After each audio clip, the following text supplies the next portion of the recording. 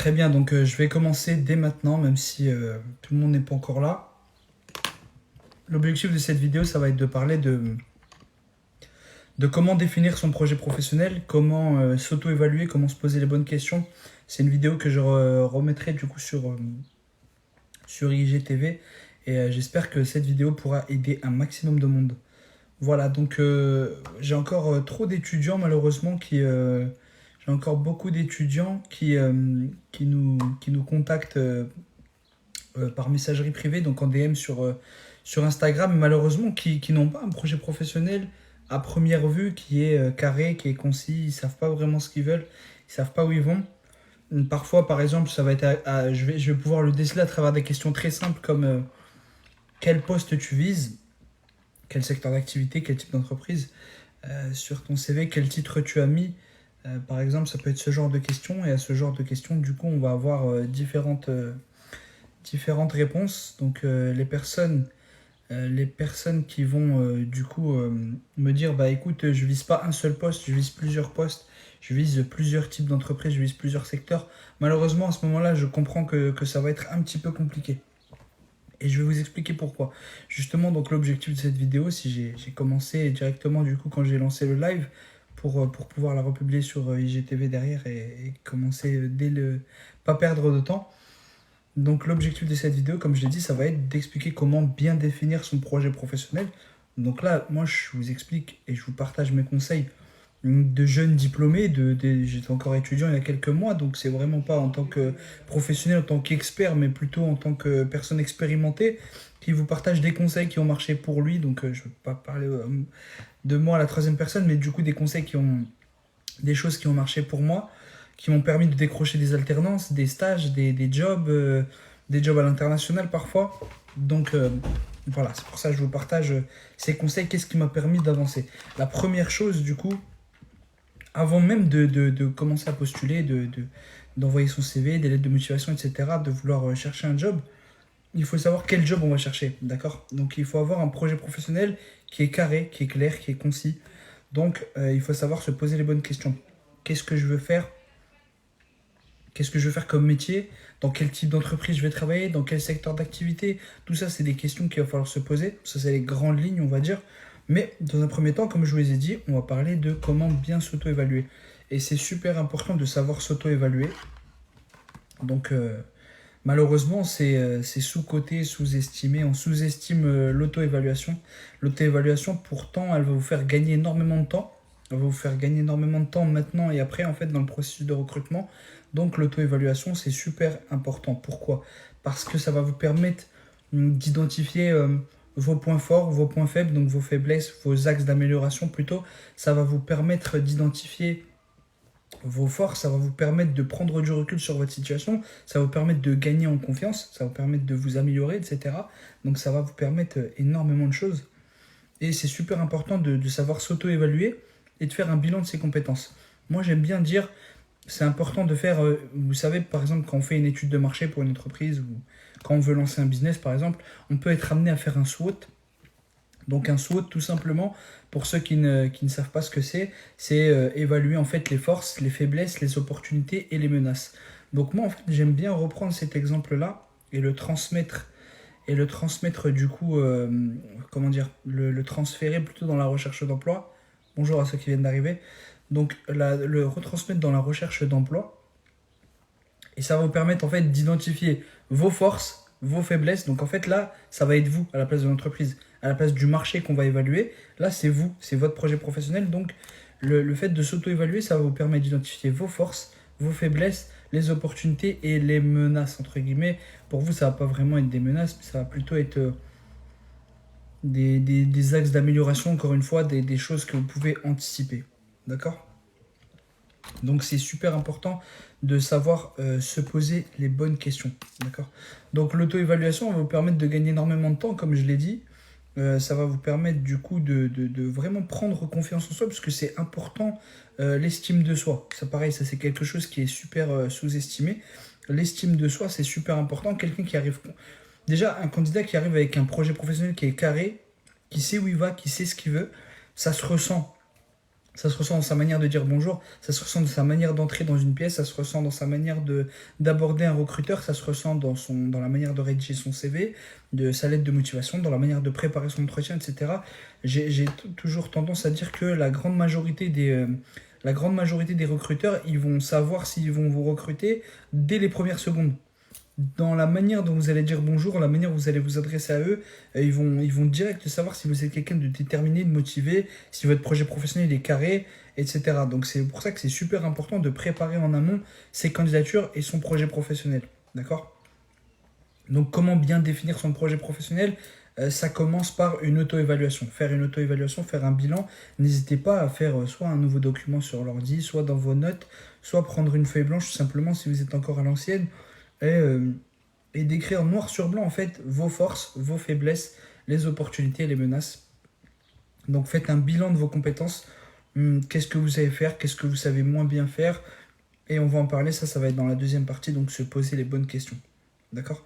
Donc j'en reviens à ce que je disais, donc l'estime de soi, super important.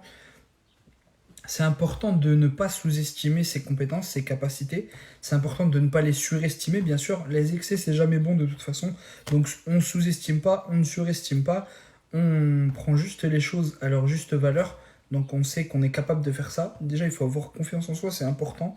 Et pour travailler cette confiance en soi, comme je vous le dis, plus on va être préparé à cette recherche d'emploi, plus on va être préparé à nos candidatures, et plus on va être confiant dans ce qu'on fait en fait, d'accord? Parce que si quelqu'un il sait le métier qu'il veut faire, dans quel type d'entreprise il veut travailler, dans quel secteur d'activité, forcément il va être confiant et comme je vous l'ai dit, ça va se ressentir en fait dans ses candidatures, d'accord? Donc la définition d'un projet professionnel, elle passe par l'auto-évaluation. L'auto-évaluation, tout simplement, va vous permettre de faire un bilan. Une première partie de ce bilan, en tout cas, puisque vous allez pouvoir, comme je vous l'ai dit encore une fois, établir vos forces, vos faiblesses. Vous allez dresser un tableau. Dire, ok, bah ça, je sais le faire. Ça, je sais bien le faire. Ça, je sais le faire. Je sais très bien le faire. Ça, je sais moins bien le faire. D'accord? Et vous allez classer tout ça. Il faut que ce soit pertinent. Il faut que vous... En fait, c'est important d'être épanoui dans son travail, d'accord? Donc c'est important de faire un métier que vous aimez. Il faut aussi faire un bilan de ce que vous aimez, tout simplement. Moi, par exemple, j'aime bien le sport. Je dis une bêtise, mais c'est pour l'exemple. J'aime bien, mais c'est vraiment vrai de toute façon. J'aime le sport. Je pourrais faire un métier en relation avec le sport, d'accord? Je pourrais le mettre dans ce tableau et faire en sorte de faire un métier lié au sport où je vais être amené à travailler, par exemple, avec le secteur du sport. D'accord? Donc c'est important aussi de faire un tableau, de dresser un tableau de ce que vous aimez, de ce que vous aimez moins, et de ce que vous savez faire, de ce que vous savez moins faire. C'est important de dresser un tableau de toutes ces informations-là. Plus vous allez avoir des informations, plus vous allez pouvoir avancer du coup dans la définition de votre projet professionnel. Donc là, on est toujours en fait dans la première partie qui est l'auto-évaluation tout simplement. D'accord? Donc la deuxième partie, en fait, c'est aussi de l'auto-évaluation, mais là, ça va être plus axé sur les questions. Donc, tout simplement, dans un deuxième temps, savoir se poser les bonnes questions. D'accord? Qu'est-ce que je sais faire? Et aller plus loin, en fait, dans vos réponses. Qu'est-ce que je sais faire? Et du coup, est-ce que je l'ai déjà fait? Est-ce que j'ai déjà utilisé cette compétence? Dans quel cadre? Tout simplement, en fait, vous allez illustrer, pardon, par des missions ou par des projets, que ce soit du bénévolat dans les associations ou des expériences professionnelles comme des stages, des alternances, des premiers jobs, ce que vous voulez. Du moment que vous pouvez l'illustrer juste derrière, là vous commencez déjà à préparer votre entretien. Donc encore une fois, je le répète, c'est pas le sujet aujourd'hui, mais il faut pas attendre d'avoir un entretien pour pouvoir préparer ses entretiens, pour préparer ses entretiens en tout cas.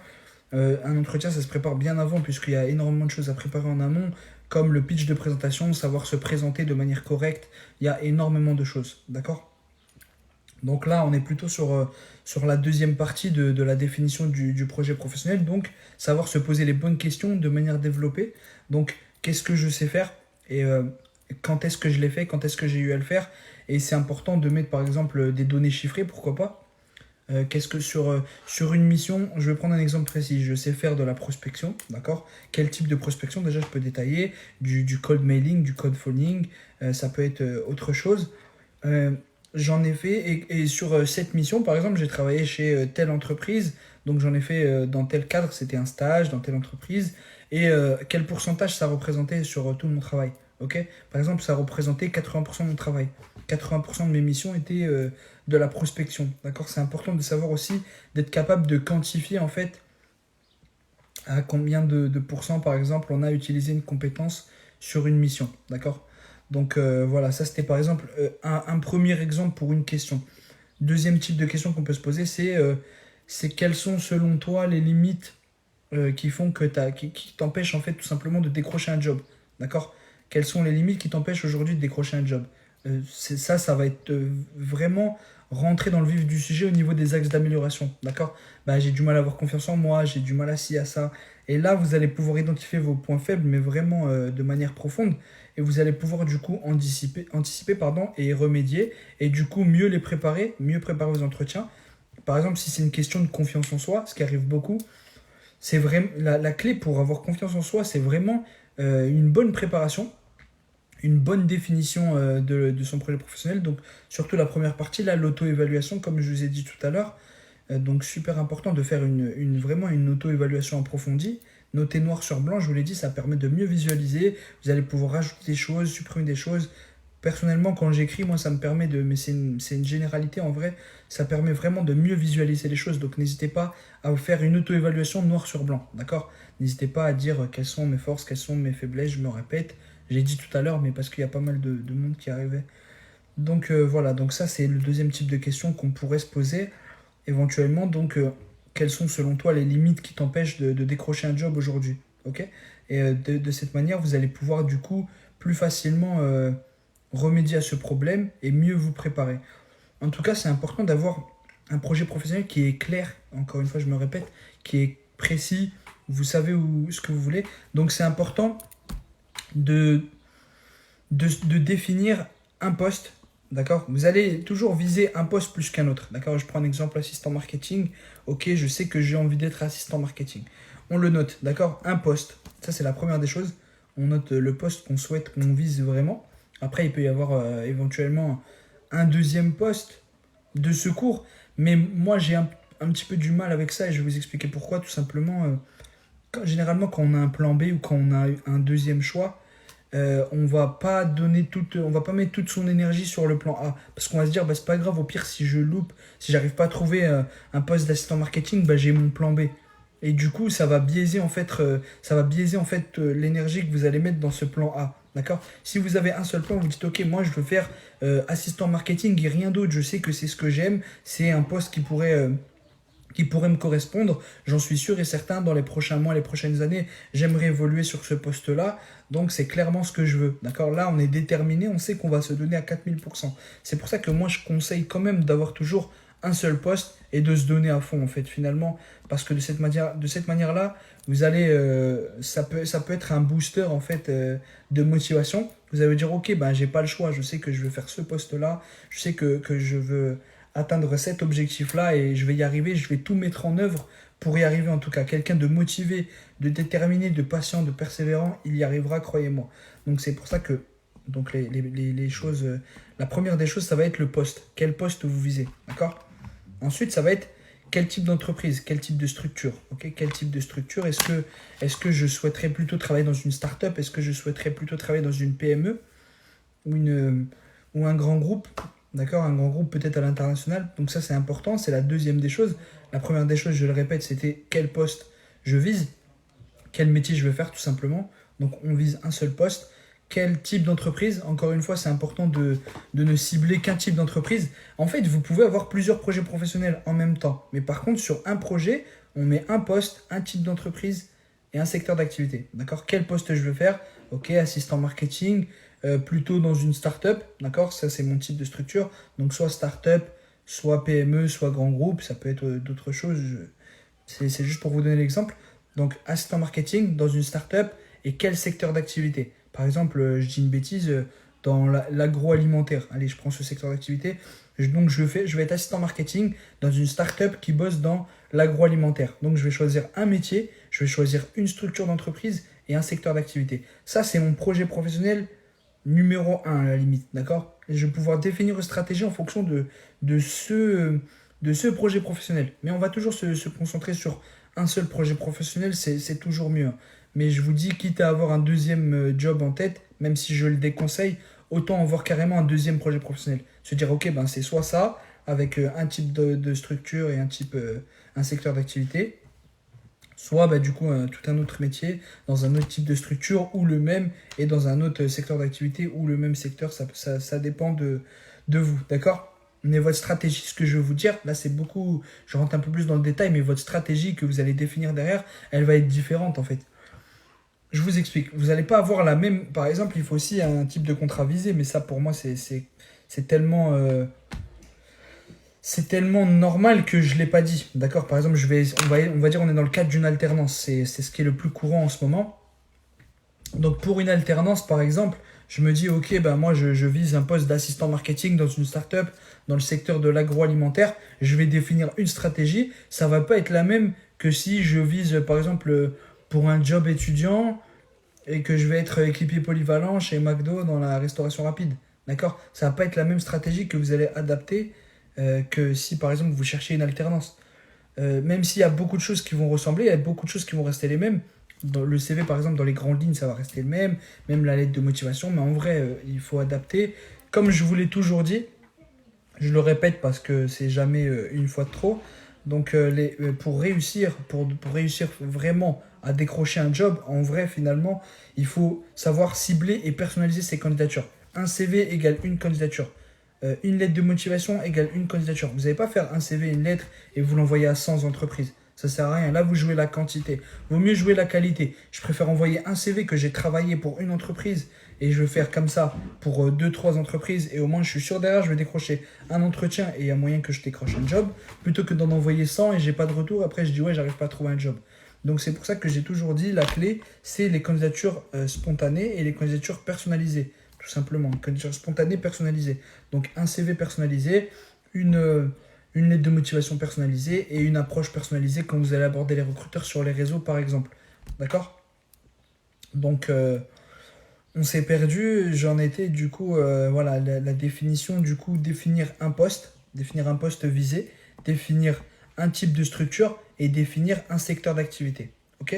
Et avec ces trois choses-là, vous allez pouvoir derrière définir une stratégie. Donc vous avez vu, on a avancé depuis le début. Au début, on a parlé d'auto-évaluation. Là, on est dans la définition du projet professionnel. Donc au début, on a parlé de l'auto-évaluation. Ensuite, savoir se poser les bonnes questions de manière approfondie. Donc, qu'est-ce que je sais faire, à quel moment je l'ai fait, dans quel cadre, dans quelle expérience, tout simplement. Là, vous venez illustrer. En vrai, tout ça, c'est vraiment très professionnel. Donc, si vous suivez cette méthodologie-là, vous avez énormément de chances d'attirer l'attention du recruteur et de vous démarquer des autres candidats et d'être pris derrière, donc de décrocher un job.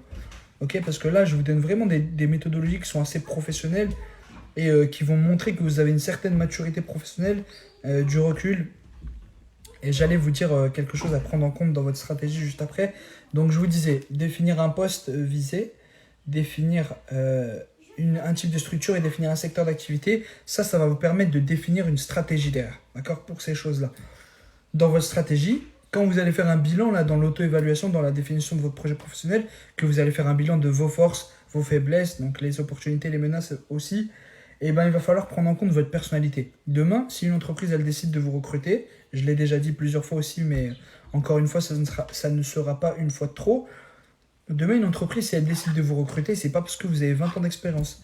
Normalement, généralement, je m'adresse à des jeunes, on n'a pas 20 ans d'expérience. Une entreprise, demain, si elle décide de vous recruter, c'est parce qu'elle aura kiffé votre personnalité, parce qu'elle aura kiffé vos principes, vos valeurs, ce que vous dégagez, ce que vous dites, comment vous le dites, comment vous avez préparé votre entretien, donc votre degré de motivation, votre degré de détermination, votre sens de l'écoute, tout ça à travers plein de questions, on va pouvoir vous analyser, mais c'est vraiment très axé sur la personnalité, en plus des compétences. Les compétences, finalement, j'ai envie de dire que quand on est jeune, qu'on est encore étudiant, ça reste secondaire parce que vous êtes là dans le cadre d'une formation, vous êtes là dans le cadre d'un apprentissage, donc vous êtes là pour apprendre finalement et monter en compétences. Bien sûr que vous êtes là pour apporter un plus, une valeur ajoutée, c'est toujours mieux. Ça date pas d'hier que les entreprises cherchent toutes le mouton à 5 pattes, donc vraiment le candidat parfait avec 20 ans d'expérience, etc. Mais elles savent très bien que ça n'existe pas, donc très axés sur les entretiens sont très axés aussi sur la personnalité. Généralement d'ailleurs, peu le savent, mais je vous l'explique, vous allez trouver ça tout à fait logique. On a plusieurs types d'entretiens. Quand vous allez postuler, etc., où on va vous identifier, on va voir votre CV, on va s'intéresser à vous, on va vous appeler dans un premier temps. Vous allez avoir un entretien téléphonique. Ce premier entretien, il va être très court, d'accord? Il va jamais faire 30 minutes, ça peut arriver, mais en tout cas, il ne fera pas 1 heure, c'est ça que je veux vous dire. Il sera très rapide, ça sera quelques minutes. Cet entretien, c'est un entretien de qualification, d'accord? C'est les RH qui le font. Les RH, comme son nom l'indique, ressources humaines, c'est des personnes qui vont s'intéresser au côté humain de votre candidature. Donc, elles sont juste là, elles, ils, je dis les RH, les ressources humaines, bien sûr. On ne fait pas de sexisme. Mais en tout cas, les ressources humaines, la personne, le recruteur qui va vous appeler, il va juste en fait s'assurer que ce que vous dites, ça correspond bien à ce que vous avez mis sur votre CV. Donc, le premier entretien, c'est un entretien de qualification. Généralement, après, on va vous inviter pour un entretien physique ou visio, ce que vous voulez, mais en tout cas, c'est un entretien qui va durer beaucoup plus longtemps. Et là, ça va être plutôt un entretien technique où on va en fait évaluer vos compétences. D'accord? Donc voilà, tout ça pour vous dire que la personnalité, elle est évaluée en premier. Après, on va évaluer vos compétences de manière plus approfondie. Mais dans un premier temps, on va vous appeler. Et en vrai, on ne vous le dit pas. Encore une fois, ça, c'est des choses qu'on apprend en étant dans les coulisses. Mais ça peut arriver que les recruteurs vous appellent tout simplement pour voir si vous parlez bien, si vous vous exprimez bien, si vous ne faites pas le gueugue, si vous bégayez pas, si vous n'avez pas un accent. Parce qu'il y en a malheureusement qui ne vont pas vouloir recruter d'étrangers, mais on ne va pas rentrer dans le débat. Mais ça peut arriver, d'accord? Ils n'assument pas, mais en tout cas, c'est la réalité, malheureusement. Je vois que j'ai une question.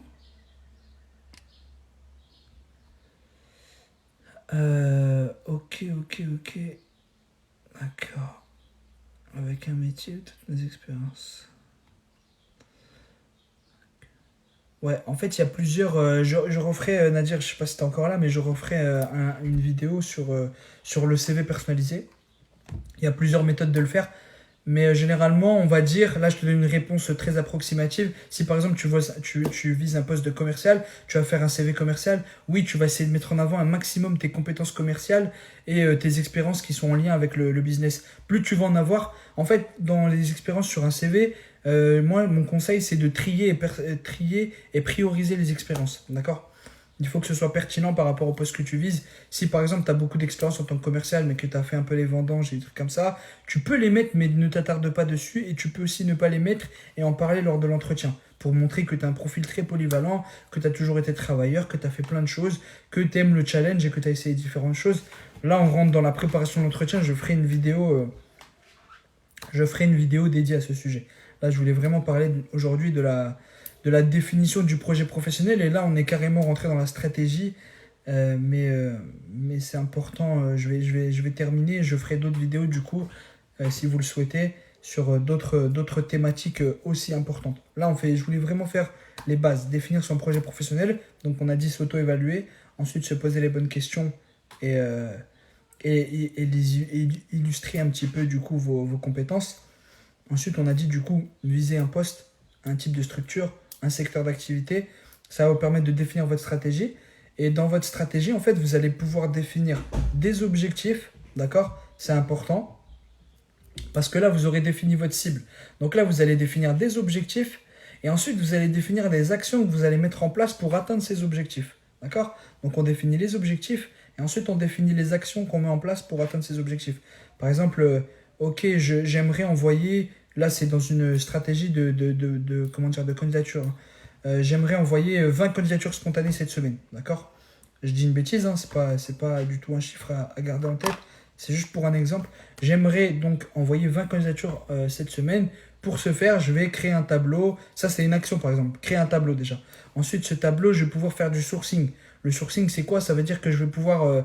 derrière, je vais pouvoir aller, par exemple, sur LinkedIn et... comment dire, sourcer en fait, c'est aller trouver du coup des contacts dans les entreprises qu'on va viser et essayer de décrocher leurs coordonnées. Donc on va faire un tableau de suivi, on va pouvoir faire un tableau de sourcing, pardon, avant le tableau de suivi des candidatures, mais un tableau de sourcing où on va dire ok, ben je vise 5 grandes entreprises par exemple, L'Oréal, ce que vous voulez, des grandes entreprises, et derrière vous allez dire ok, ben je vais essayer de décrocher 2 contacts par entreprise, des RH, des directeurs commerciaux, ce que vous voulez, des cadres, il ne faut pas se limiter aux RH. Juste avoir 2 contacts par entreprise. D'accord? Donc vous allez faire un tableau, vous mettez adresse mail, numéro de téléphone, adresse de l'entreprise, etc. Vous essayez d'avoir un max d'informations. Là, vous allez faire un tableau de sourcing dans un premier temps Ensuite, vous allez pouvoir postuler une fois que vous aurez récupéré les coordonnées. Et ces deux tableaux-là, vous allez les alimenter tout le temps. Puisque vous allez continuer de sourcer, etc. jusqu'à ce que vous trouviez. Donc ensuite, on va faire un deuxième tableau, ce sera un tableau de suivi des candidatures. Ou dans le même tableau, mais un autre onglet, par exemple, pour avoir un seul fichier. D'accord? Tout ça, c'est des actions à mettre en place pour atteindre les objectifs qu'on s'est fixés. D'accord? Donc c'est super important. Pour résumer, du coup ce que j'ai dit jusque-là, définir son projet professionnel, donc dans un premier temps s'auto-évaluer, super important. L'estime de soi, c'est super important. Avoir confiance en soi, ne pas se sous-estimer, ne pas se surestimer, savoir s'apprécier à sa juste valeur, définir ses forces, ses faiblesses, les opportunités, les menaces, donc faire un SWOT, et évaluer le secteur d'activité, je ne l'ai pas dit tout à l'heure, mais évaluer le secteur d'activité, le marché, je vise tel poste, j'aimerais travailler dans tel type d'entreprise, est-ce que le marché il est porteur, est-ce qu'il y a de l'avenir, est-ce que ça vaut le coup que je me lance là-dedans, ou est-ce que dans un an ça va plus marcher et le marché va faire comme ça. C'est important aussi de prendre le pouls du marché, c'est ce que j'aime bien dire, donc de faire un bilan de santé du marché sur lequel on veut se lancer. C'est important d'évaluer tous les facteurs environnementaux en fait. Donc s'auto-évaluer, se poser les bonnes questions, savoir illustrer avec des expériences du coup ses compétences. Les expériences, ça peut être du bénévolat ou des stages ou des alternances ou ce que vous voulez, même du travail à la maison, ce que vous voulez tant que vous arrivez à vendre vos compétences. Donc se poser les bonnes questions de manière approfondie, définir un poste ciblé, un métier ciblé, un type de structure d'entreprise, un secteur d'activité. Ensuite, vous allez pouvoir définir votre stratégie. Dans la stratégie, vous allez définir des objectifs et ensuite des actions à mettre en place pour atteindre ces objectifs. Voilà, j'ai terminé. Je ne sais pas si vous avez des questions. Je vais prendre 2 minutes pour le peu de personnes qui sont connectées. Là, c'était vraiment, dans un premier temps, je voulais enregistrer la vidéo, donc j'ai commencé dès le début. Je voulais enregistrer cette vidéo pour pouvoir la mettre sur IGTV et qu'un maximum de monde puisse en profiter. Mais je vais quand même répondre si vous avez des questions. Ou dites-moi si vous avez appris des choses, si ça a été pertinent pour vous. Et voilà, et si vous voulez d'autres vidéos de ce type. J'attends 10 secondes, après j'arrête. Hein. Je vous laisse juste le temps d'écrire vos questions si vous en avez. Pas de problème, Alison. Bon, en tout cas, c'était pas préparé. Hein. C'était pour vous dire tellement on a fait des conférences, des interventions dans les écoles. C'est toujours la même chose. Là, je voulais faire un retour à vif parce que j'ai encore beaucoup d'étudiants qui ne savent pas malheureusement ce qu'ils veulent faire précisément. Ils ont plein de métiers en tête, mais ils ne comprennent pas que ça complique en fait davantage leur recherche d'emploi. Et du coup, ça leur met un peu des bâtons dans les roues. C'est important d'avoir un métier, un type d'entreprise, un type de secteur d'activité pour savoir vraiment où on va de manière précise. Ça va se ressentir derrière dans les candidatures. Donc voilà, tout ça c'est du travail en amont, c'est des conseils que je vous donne qui ont marché pour moi, pour plein d'autres étudiants. Et donc voilà. Des fois on me dit aussi, je donne des conseils, on me dit ouais, c'est qui donne les conseils? Comme si je te dis ça vient de moi, tu vas pas les prendre. Comme ça c'est un autre problème, mais quand on est en recherche d'emploi, c'est pas qu'on prend tout ce qui vient. On prend pas la première opportunité qu'on nous propose. Ça dépend, il faut évaluer plein de choses. Mais en tout cas, l'aide, il faut toujours la prendre, quelle qu'elle soit, de qui elle vienne. Après, il faut savoir prendre les informations et les trier. Ça, c'est important, mais c'est une question de... C'est des problèmes d'adultes, on va dire. C'est pour des gens matures et des gens adultes qui ont un minimum de réflexion, qui vont prendre le temps de prendre les informations et de les trier. D'accord? Se dire, bah ça c'est bien, ça c'est moins bien, je vais pas le prendre, je vais le laisser. Je vais peut-être demander à d'autres personnes qui s'y connaissent mieux, peut-être qu'ils pourront me donner leur avis. Mais en tout cas, c'est important de savoir s'ouvrir et de poser les bonnes questions. Exactement, favoriser la qualité plutôt que la quantité. Bah écoute, je crois que c'est une bonne phrase pour terminer, pour conclure. Je vous dis merci, à très vite. Retrouvez cette vidéo dans l'IGTV. Et n'hésitez pas à laisser un petit commentaire pour ceux qui verront la vidéo après. Me dire si vous souhaitez voir d'autres vidéos de ce type. Là, on s'est concentré sur un point bien précis. Je pourrais en aborder plein d'autres. Donc voilà, à très vite. Merci beaucoup, bonne soirée.